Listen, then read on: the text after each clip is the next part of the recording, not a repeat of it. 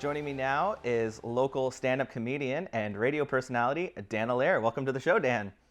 Good to be here, Gabe. All right. So over the last year or two, you've really been making the rounds and doing well, doing stand-up comedy, both with the On Your Own and with the Questionable Comedians. But you're doing your first show since this sort of COVID situation happened. It's an online fundraiser, so maybe you could start and talk a little bit about the show and how you got involved with that. Yeah, well, it's called Last for the Front. As a matter of fact, local musician Joel Sauve reached out to me and asked if I would be interested in doing some online comedy. He had a contact in Ottawa that was starting a new company called Sayro. And I had shied away from doing the online thing in the beginning because I might do radio for a living, so I'm used to not hearing immediate feedback if I crack a joke on the air or whatever. But in the world of stand-up comedy, your rhythm of your set and the way things go, you rely so much on the crowd. It's really a dance back and forth. And I watched a bunch of comedians talk about why they weren't going to do online shows, but I don't think that we expected it to take 3 months and still not be able to get up in front of even a small socially distanced crowd. So when this opportunity came around, I jumped at it, especially when you have the pedigree of, Leonard Chan, Adrienne Fish. These comics are just for laughs comics.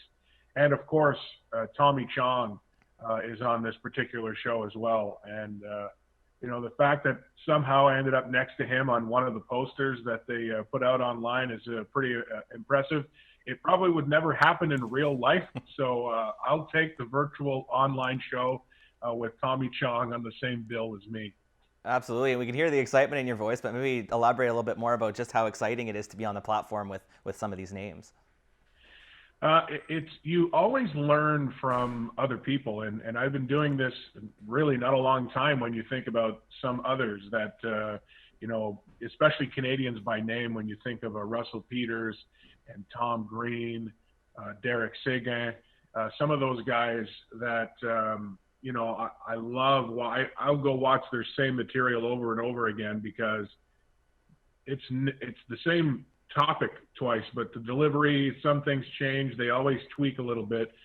So you'll learn a lot from watching the best, and you get to really see where your material is at when you're doing it with those people of that caliber. So it's almost as nerve-wracking as the first time I did stand-up, just because I've never done an online show before.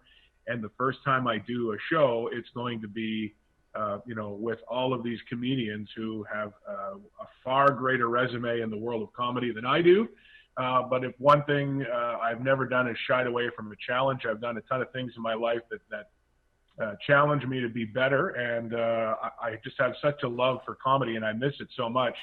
I try and write jokes that I put up on my social media page, my Dan Allaire Comedy page, to try and keep as sharp as I can. But when you're stuck at home, like everyone else is, it's tough to come up with a ton of material. So we'll see where it goes on Saturday night, but I'm really looking forward to being part of that very impressive roster. And one of the people is it's a magician as well. So you got a little bit of everything happening on Saturday, and the show is free.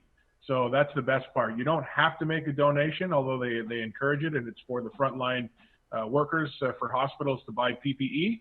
But if somebody just wants to watch the show because it's another Saturday night and they just don't want to watch regular TV, or they don't want to watch more Netflix, this is an opportunity for them to get some comedy right in their own living room. So how can people tune in? If you go to my Dan Allaire Comedy page, there's some web links there. You can watch it via YouTube. You can watch it via Facebook Live, and it's just like anything else you're going to watch. You just put it on your iPad, your phone, your laptop, patch it through the TV if you're one of those people that has that capability, and it'll just be like watching regular TV. And when you talk about the fundraising aspect of it, in terms of helping our frontline workers have enough PPE, I don't think anybody watching would not understand the importance. But talk to me about a little bit about why it's so important to have that cause right now. Well, we're in a pandemic, and as much as the numbers are decent here in our area, we're not out of the woods. We're still dealing with it. And my daughter is a frontline worker. She's a PSW at St. Joe's Continuing Care. So, she's come home with photos of, what she looks like when she's entering a room, head to toe, completely covered up. And, these things aren't really meant to be used over and over and over again. You don't just spray them, wash them, and then wear them again. So it's important to keep those people protected because they do a very important job. And if we're going to get through this, they need to have the best equipment and tools possible. And anything we can do to help, I think is great. And Dan, you alluded to this Saturday performance is going to feel like your first time. But when you talk about your first time, maybe you could give us a little background of Dan Allaire Comedy, because many of us know you from your radio career and many other things that you've done in the city of Cornwall. But comedy is relatively new. So where did the comedy bug come from, and maybe who are some of your influences? This is going to sound odd, but even though my dad wasn't a stand-up comic, but my dad's storytelling abilities were, I'd put him up against anybody. He loved the crowd and he loved making people laugh, and with just stories that he would embellish. And so I think that's where it really started. Stand-up itself, I think when the Comedy Network started just for laughs, and they used to play those specials like a decade or so ago, it really it hit me a little bit. I think as I got older, it took me a while to kind of realize, I'm really an entertainer. I love to entertain. And I had on my phone a set of stand-up material that I was never going to perform. I was just kind of compiling stories. And one day at Esca Gourmet Pizza and Bar, I was talking to Mike Baird, and he had the same thing in his phone. And I said, if we only knew a guy who owned an establishment where we could maybe do a night. And he laughed, and then we met a couple of weeks later with everybody, and the Questionable Comedians were born, and we did our first show. And that first show, the nerves, but the exhilaration of having people laugh when you're up there doing your thing was something that was very addictive. But I didn't do it again for a year with the Questionable Comedians, Simon McClendon, Jamie Carr, and Mike. And the second year we did it, we had to do 2 shows, and then, a few community groups reached out to us to do fundraisers.